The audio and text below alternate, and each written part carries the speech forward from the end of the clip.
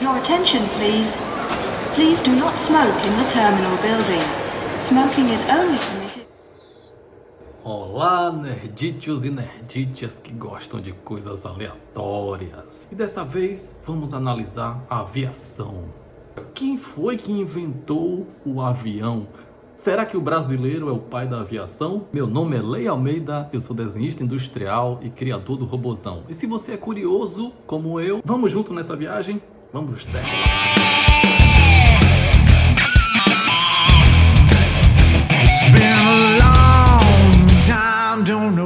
Alberto Santos Dumont nasceu em Minas Gerais, filho de uma família muito rica de produtores de café, e logo cedo, logo bem novo, ele já demonstrava muita curiosidade em relação à engenharia, em relação à mecânica, em relação à ciência. Ele era fã de Júlio Verne, do qual também eu sou muito fã. Tenho esse livro aqui da Terra à Lua. Tinha uma curiosidade muito grande em relação à tecnologia. Ele era muito à frente do seu tempo. O seu pai, ao falecer, deixou para ele uma grande fortuna, a qual fazia com que ele nem precisasse mais trabalhar para o resto da vida. Ele então foi para a França, onde residia uma parte de sua família, e lá teve acesso às novidades da época. A França era um centro de novas tecnologias. Ele conheceu o automóvel, comprou um carro, dava voltas pela cidade, participava de corridas, e conheceu também algo que veio a despertar muita curiosidade nele e veio de encontro àquilo que ele já queria, que era fazer o homem voar. Ele conheceu os balões. Foi então que ele construiu o seu primeiro balão, que ele batizou de Brasil. E então, aos 24 anos, ele fez o seu primeiro voo. Logo nesse primeiro voo, ele despertou muito a curiosidade da imprensa da época. Os jornais mostraram fotos, as pessoas aplaudiram muito, era aquele reboliço. E aquilo deixou ele muito impactado. Ele era muito vaidoso. Santos Dumont usava as roupas da época, as últimas novidades. Ele usava também os melhores perfumes, comia do melhor. Santos Dumont, então, começou a aperfeiçoar os balões e fez algo que não existia na época. Ele conseguiu fazer o balão ir para onde ele quisesse, ou seja, ele tornou o balão dirigível. Ele deu a volta na Torre Eiffel, fez várias aparições, então criou vários outros balões, foi evoluindo com isso e a mídia sempre em cima. Ele veio ao Brasil, então foi muito homenageado. Em 1903 ele esteve no Brasil e foi recepcionado muito bem, houve muitas festas. No entanto, isso começou a passar, porque como tudo na vida, tudo passa, né? Os balões já não eram tão bem vistos, até porque desde 1900 já se sabia que era possível se voar com mais pesado que o ar. Em 1902, Santos Dumont foi aos Estados Unidos e lá conheceu Thomas Edison.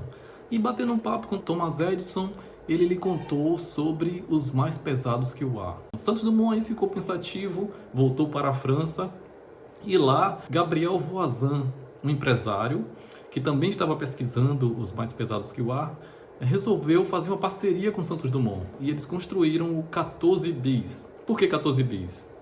14 bis significa 14 anexo, ou seja, já existia o 14, que era um balão, o número 14, ele já tinha construído 14 balões. E o 14 bis é uma evolução do 14, ou seja, ele pegou um avião que ele havia construído e colocou o balão em cima.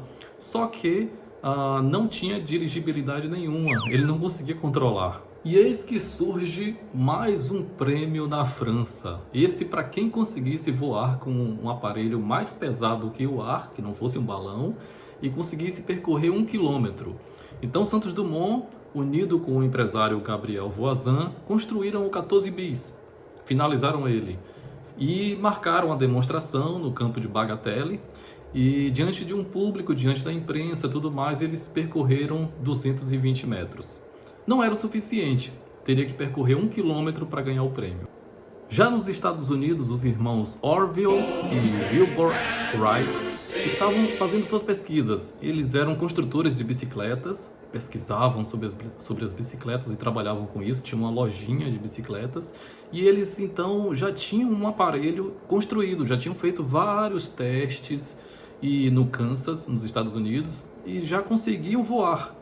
E então eles fizeram uma demonstração pública, mas eram poucas pessoas que estavam lá, e sem os jornais também. Por que isso? Porque eles tinham um objetivo de patentear, de fazer o avião se tornar viável, coisas que os anteriores não estavam conseguindo, e eles não queriam que todos ficassem sabendo disso para não chegar alguém na frente e conseguir fazer a patente primeiro. Então, resumindo, o avião dos irmãos Wright voava assim.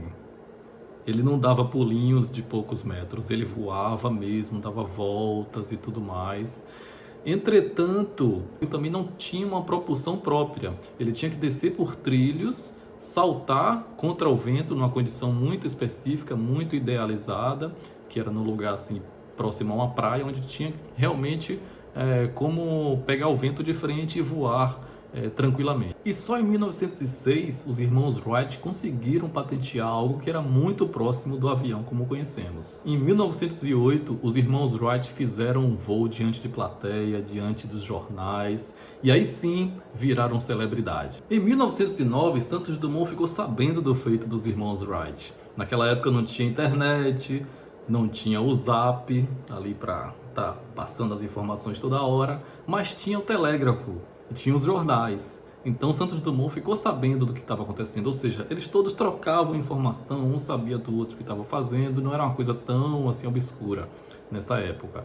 Mas eis que Santos Dumont, sabendo do feito e já conhecendo algumas das técnicas empregadas, então ele largou de mão o 14 bis, que até hoje não foi usado para nada, não se viu mais para nada, e deu início ao projeto mais bonito dele, o projeto mais gracioso, que é o Demoiselle, o N-20, um modelo de avião incrivelmente leve, incrivelmente bem feito e que inspirou inclusive a evolução da aviação. Por quê? Porque Santos Dumont não patenteou, ele não precisava desse dinheiro.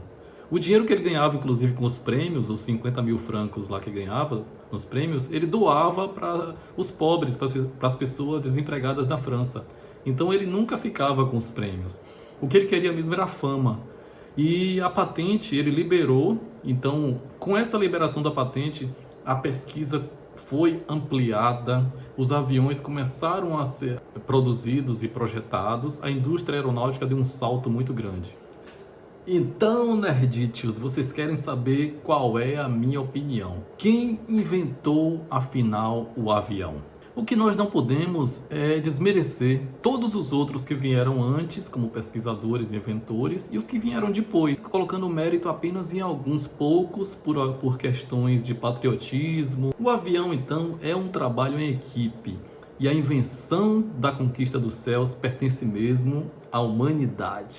Essa é a minha opinião. É isso aí, pessoal. Se você acha que tem alguém que é curioso ou curiosa e que gostaria de ver este vídeo, marque ela aí, dê também seu like, comente e compartilhe. Um abração a todos e bons voos!